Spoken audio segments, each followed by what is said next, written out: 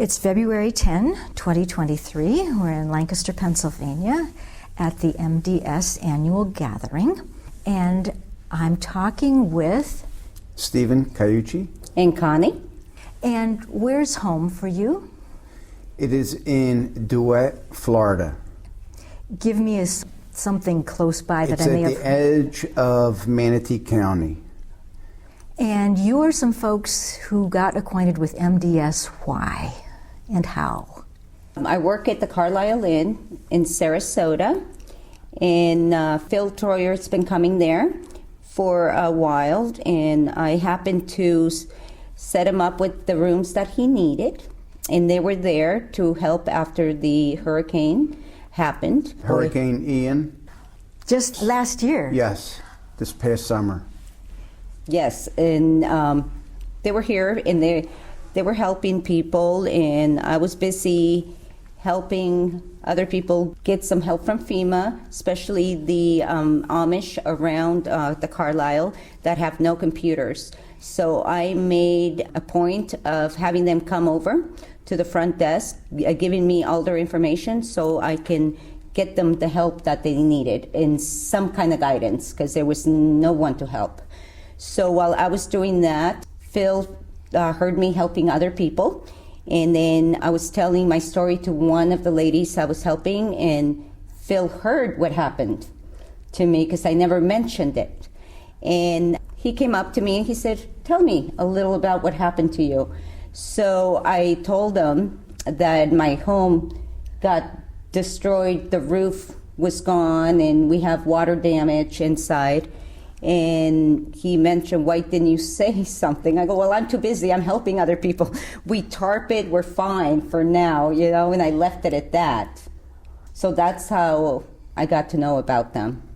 Had you been familiar with MDS before that? Had you ever heard of such a thing, or? Not me. I was not familiar at all with any of it, and it wasn't until Connie came home from work one day and said that, she had spoken with some of the Mennonite men that were staying at the hotel, and they were offering their services to help out. And, for me, I didn't know nothing about it or the organization. I really couldn't believe that they were actually willing to, help and get our home back the way it was. And from what I know about, the Mennonite people in general, the first thing that came to my mind was that they're very good craftsmen and honest Christian men in general. And I had no idea about the whole organization with being a Christian and the disaster services and stuff like that. But I did believe, because I know, the type of people that they are good for their word. Well, if you hang out anywhere near Sarasota, Florida, of course you've heard of Mennonites, right? Right, Yeah. right. Yeah, it's the biggest Amish Mennonite community in the state of Florida. Yes. And I've heard of MDS in the past, but never really knew exactly what they did. And so I never even looked into it, and I just figured, it's an organization, and it's a Christian organization, and they go around helping those in need. And I would have never thought that I was going to be one of those in need. And it was very humbling. So when I came home... So can we back up just a little bit? Tell me about when the hurricane hit, what happened? Tell me your experience a bit about the hurricane. Well, initially the hurricane was projected to go more north. And where we were located, we figured that we were inland and more south, that, we weren't going to really be affected. So we actually had our daughter come stay with us, as well as my parents come stay with us. And during the course of the evening, the storm actually changed its path, and it ended up being more south, and then it was cutting across east, and the eye of the storm was really headed right over our location. And at that point, we couldn't believe it. And, to have everybody come to our house and right into the middle of the hurricane was, it was not something that, you know, we were real comfortable with. And so as it gotten closer, a little bit of panic started setting in.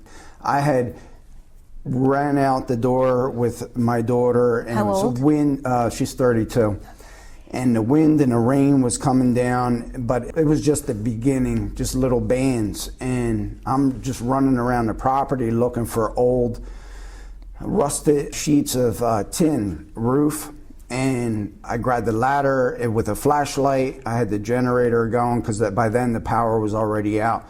And I'm trying to drill or screw, you know, this tin to the side of the house to block the windows. And ironically, it was coming around the front side of the house, and I was on the back side putting up the tin. So it really didn't do much good, but it was worth a try. I mean, it was a panic situation at that point, you know. And what time of the day was it? Was it light or dark? No, it was just getting dark. It started just getting dark, and you know, the water and the rain. I was standing in fire ants, you know, that were crawling around trying to get up onto whatever dry land that they can get up, so they're crawling on my legs, and you know, it was just a panic situation at that point, because the reality started setting in that this thing's going to really get bad, and by then there was nowhere for us to go. And I told him, I go, well, I know you boarded the back windows and everything, but I think what's worked best for us, we've been in disasters before growing up. So I said, you know, I remember my grandmother telling me, pray where your doors are. Just pray. So I went with my daughter, we kneeled in the back door and the front door, and we prayed. And then after that, I said, we're going to be okay. Everything's going to be okay. We got the chickens inside, you know, my sister, the dogs, everybody's inside, his parents and stuff. And then the wind started getting a little, it was silent for a minute. Remember? It was like nothing. And then, and then you hear, shh. Then we heard explosion, explosion, explosion. We have this big line of trees on the side of our house. They went down. There was this big, beautiful tree, and with the wind, it was doing this, and here's our house. Coming right over Coming the roof. right. So I told them, let's not panic, but this tree most likely is going to be on top of the house, and there's only one room that it will not hit. That's our bathroom in our room. That's the only little corner. So let's get the chickens in there, the dogs, everybody in there. And he got his, parents, because they're elderly and everything, and we put them all in there. Then I grabbed my daughter. We went in the living room. We started praying. We got on our knees, and we started praying. And the minute we got to, thank you, Jesus Christ, we love you, thank you, amen, we heard a big explosion. We opened our eyes. He's running around. He doesn't want to panic, because then we all panic. And I looked at my daughter. I looked at the roof. Nothing. So I ran to the window to look at the tree. The tree was gone. It went the other way. The tree completely. Yeah, it was like a 40-foot pine tree. It was. It was only like 15, 20 feet away from the house, and And I knew that was going to be it, but I said, let's, at least all of us will be safe, because there is one little corner that, God knows that it will not hit it. So I said, let's go there. But once we heard that, I ran, and my daughter hugged me and kissed me. She goes, Mom, she goes, this is so beautiful. She goes, the miracles of God, and I see them more and more each day. There's a true God, and we're going to be fine. And then the wind started getting stronger and stronger, and we're just hoping, like, oh boy, because he just built a porch. And we thought, that was the first thing that's going to go, and then after that, it's going to be the windows coming through. The porch, the screen, nothing. the wind started getting stronger and stronger. Couldn't see outside. It was so dark, and no electricity, nothing, no candles, because they can cause fires and stuff. So then we heard loud noises, like horses were on our roof.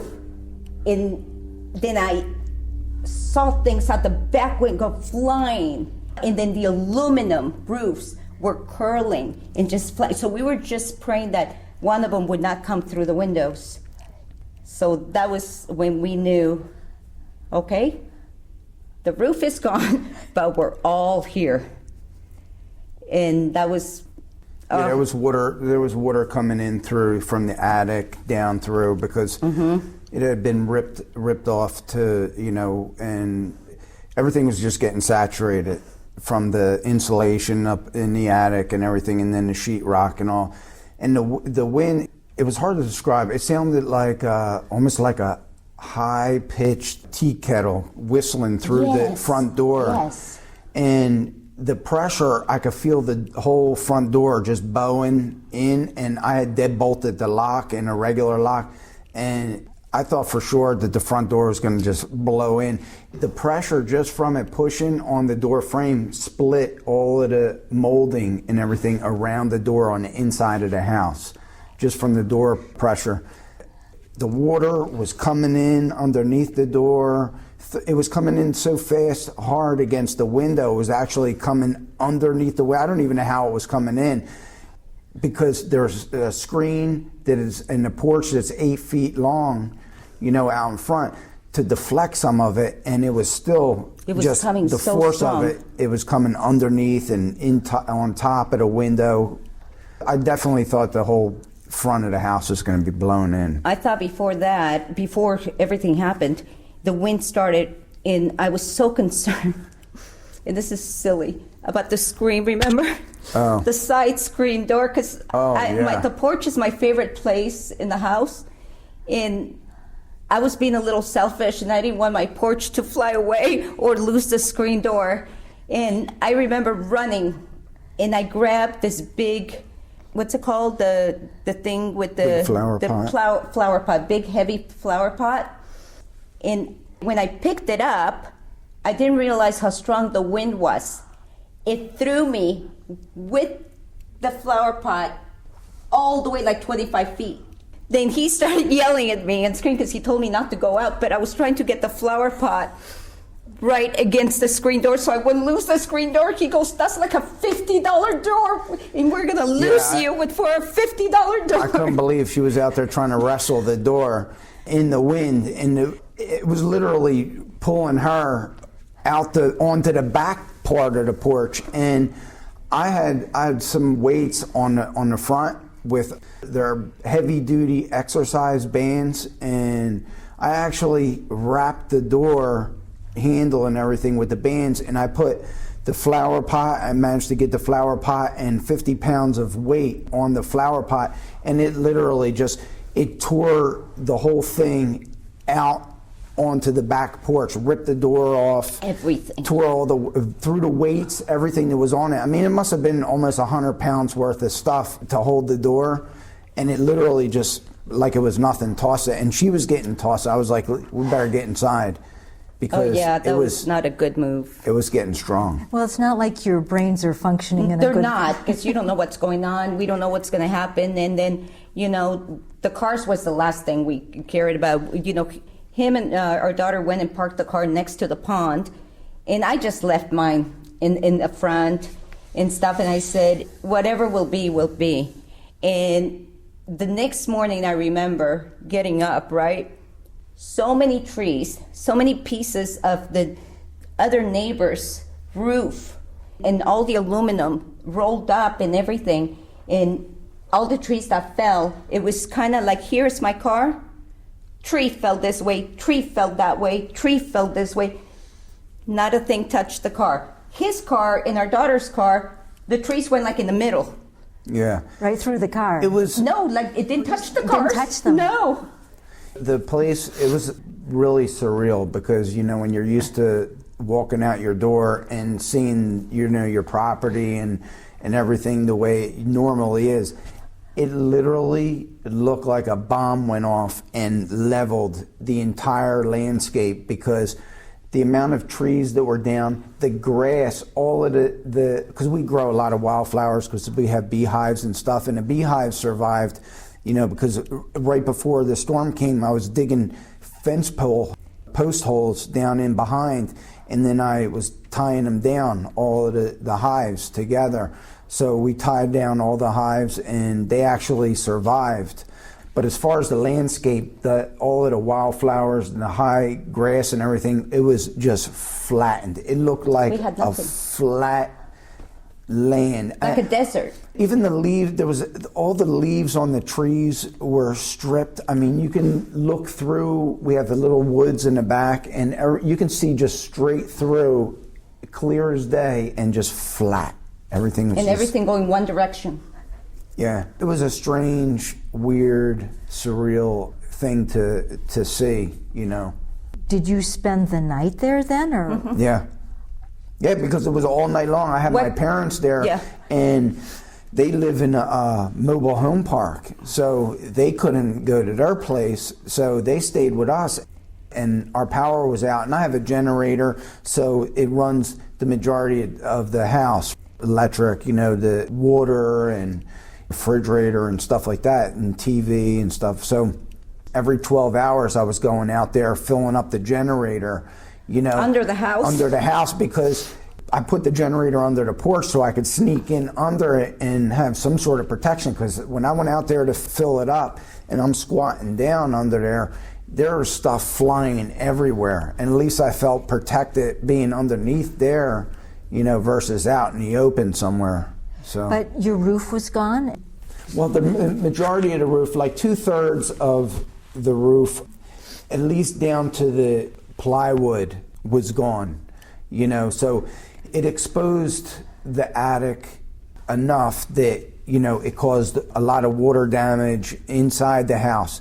And it got progressively worse as the days went on, because once it was all saturated in the sheetrock, then the mold started coming in. That's my next question. So this happens, and you survive. Everyone, no major injuries in your family. So then what? Were you waiting for someone to come and help? Did you know what to do? Immediately what happened was they were calling for the news. The weather was calling for a tropical storm the following day. So we were expecting more wind and rain. And immediately, as soon as the sun came up, I ran and grabbed some plastic, that we have on rolls, and any kind of scrap wood that I can get. And I grabbed the ladder, and I went up there, and I started hammering and nailing and stapling plastic down over the exposed area to prevent any further damage, from any kind of tropical storm and rain that was going to be coming back in. But, by the grace of God, it never showed up. Ended up being windy, but sunny. So it took hours to at least get that all covered. So I felt a little bit more secure that at least we were going to prevent any more further damage with any kind of rain that was, in the next week or so. So this happens, and you're trying to repair. Were you waiting for someone like the government or someone to come by? Mm-hmm. Or how did you kind of know what next steps to even take? Well, the first step, I figured we're all okay. And he's pretty handy. He can go and put, him and our daughter, they were up on top of the roof, putting the tarp and everything. And I ran to the neighbors to make sure they were okay and that no one needed help, that they were okay. So I went to the neighbor over there, to the neighbor there, neighbors across the street. I even ran down the street to check on other neighbors. Everybody was fine. They just lost most of their trees, the aluminum roofs. They were all over. So then I figured, okay, we're fine. Let's just start cleaning up, because I had to go to work the next day. So we started cleaning up, and he's doing the house, and I'm cleaning, the big branches and just making room enough so where, you can kind of walk around. So I did that, and then we saw the manatee, like a fire truck with a horn and just saying, is everybody okay? Does anyone need help, right? And then they look at our place and they go, do you guys need help? Are you guys okay? We're like, we're perfect, sir. I go, God is good. Thank you so much. So they kept going. Yeah, we had a wall of trees. I mean, it looked like dominoes. You know, to this day, they're still there. You're talking about 30, 40-foot trees, and there's like 7, 8 of them in a row, and then there's ones in the back of the property that were down. But as far as help, I didn't know really what to do at that point. I was just totally like, you know, I needed a little bit of time to think and decompress. I just started picking up branches on the property, to be honest with you. I spent days, I took off from work, spent days just trying to clean up the property area and, you know, get rid of the debris that was all around. And, you know, and I asked Connie while she was at work, maybe, you know, you might want to go on the FEMA's website to see if, because we heard that they were going to be helping people out and offering some assistance and stuff like that.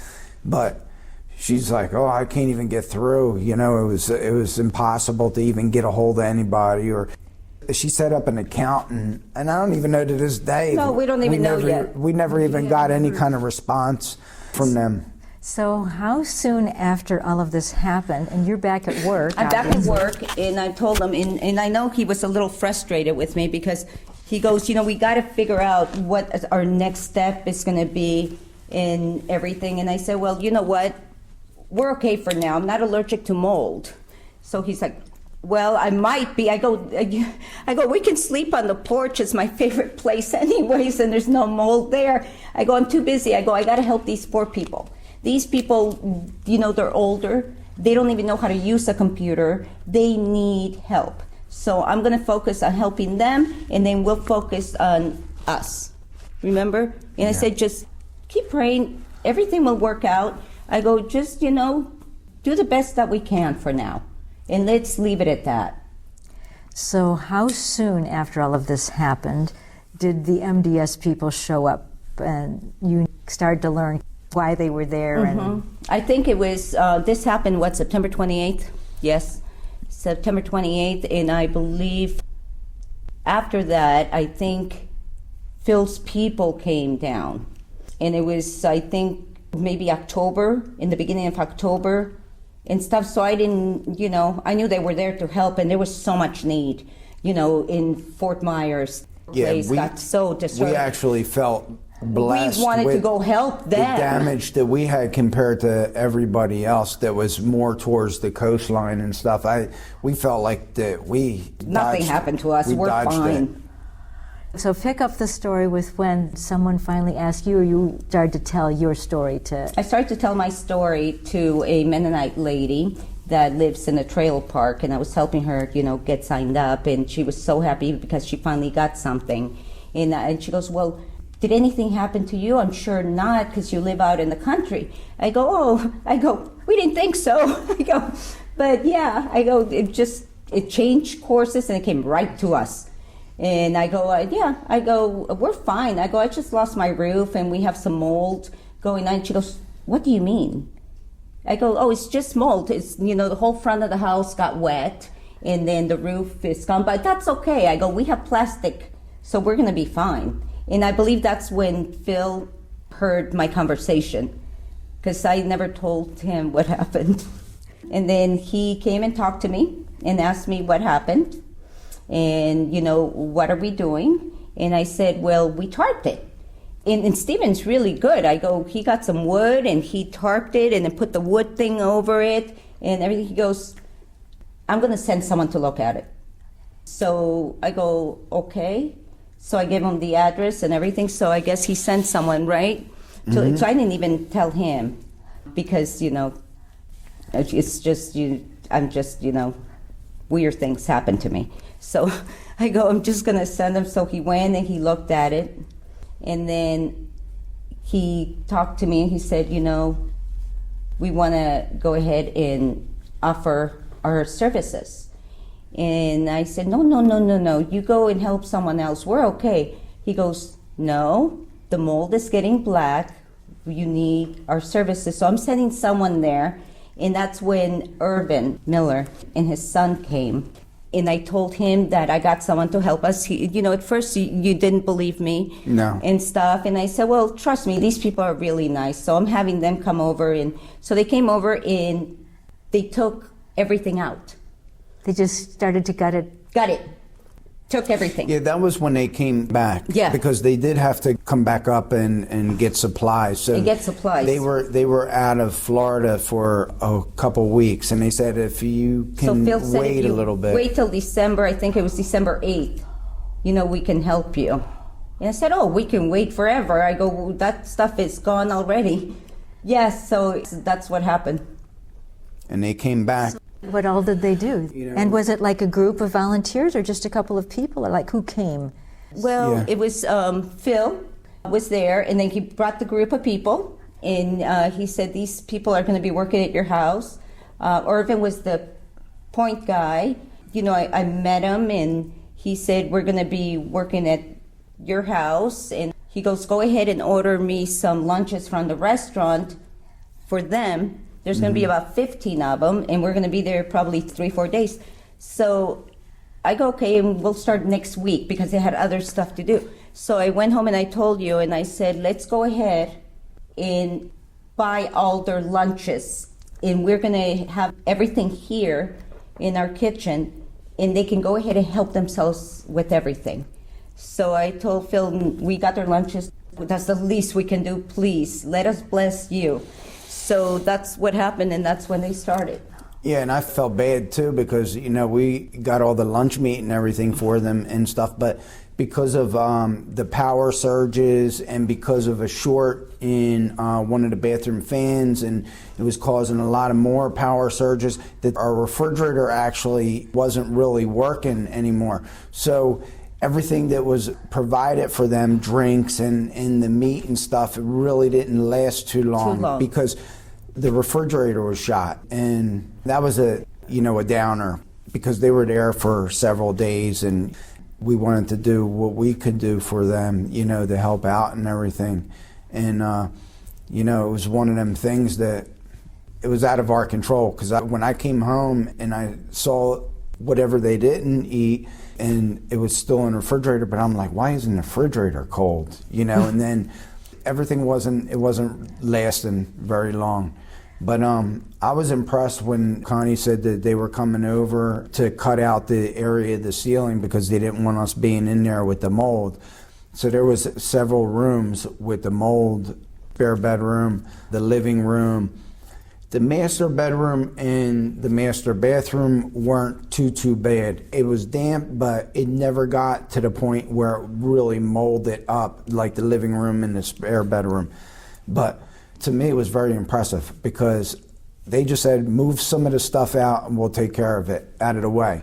So me and Connie, the night before, we pushed stuff out of the way so they can get to it.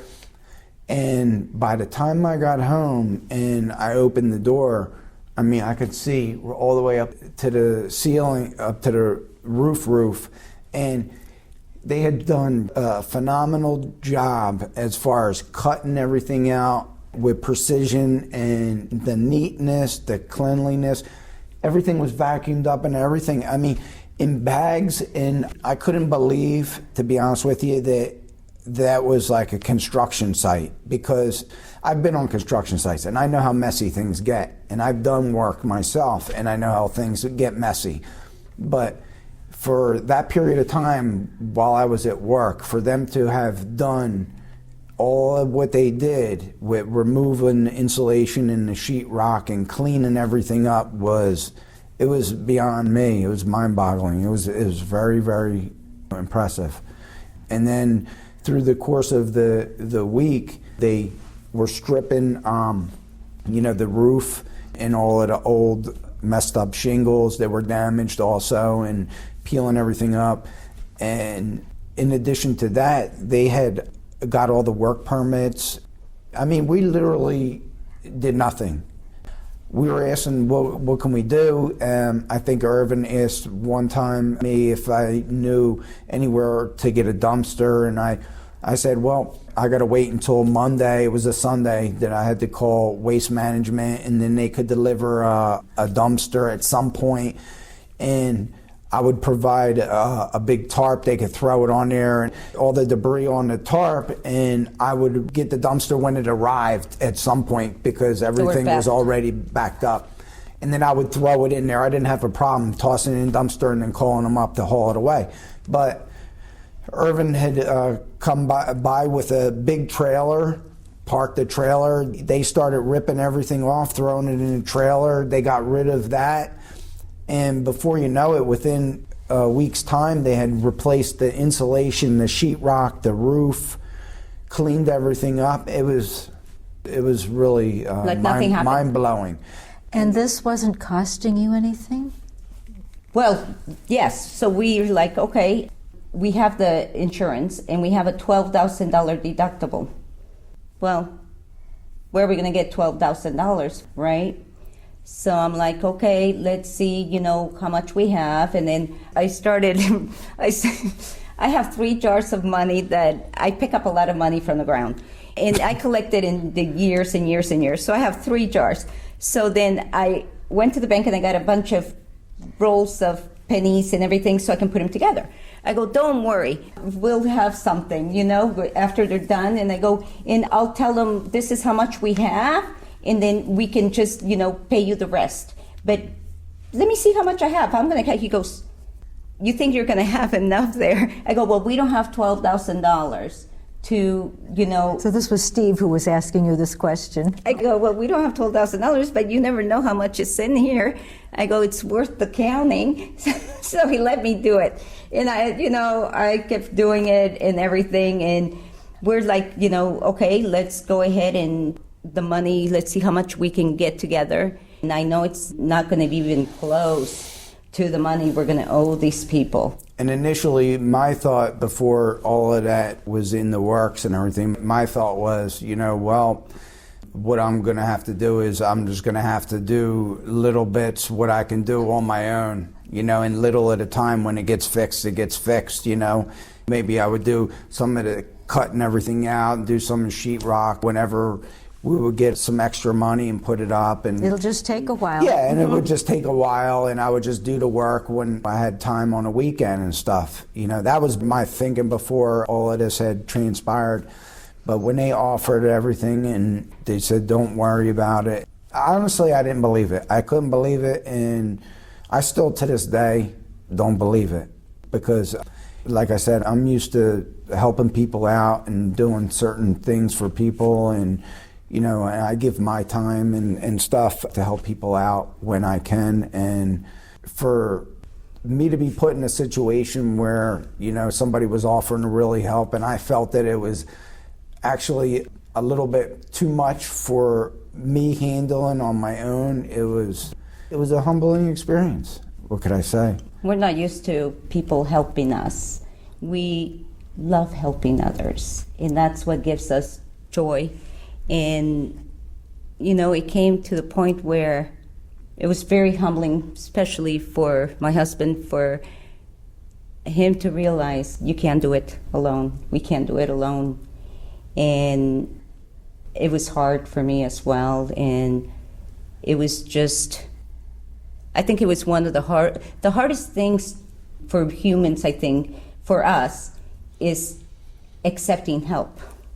When you've always helped, and then you come to a point of your life where you need help, but you don't want to ask for help.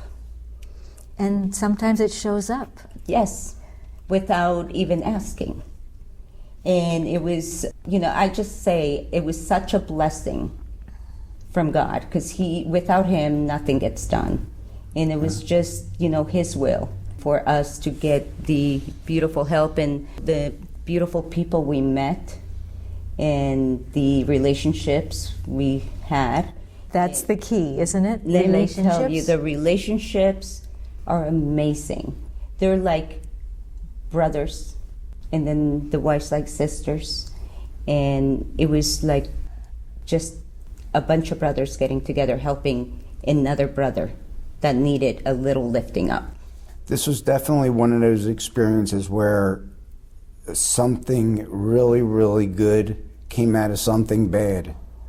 And in God, everything's good. Whether we think that, you know, there's devastation and destruction surrounding us, but, you know, it was his work just coming through. And it was really nice to see and be a part of. Mm-hmm. It's like, what can you say? You know, it kind of leaves you speechless. You can never say the right word to express how you really feel. All you can say is, thank you for lending us a hand and helping us. Thank you so much for sharing your amazing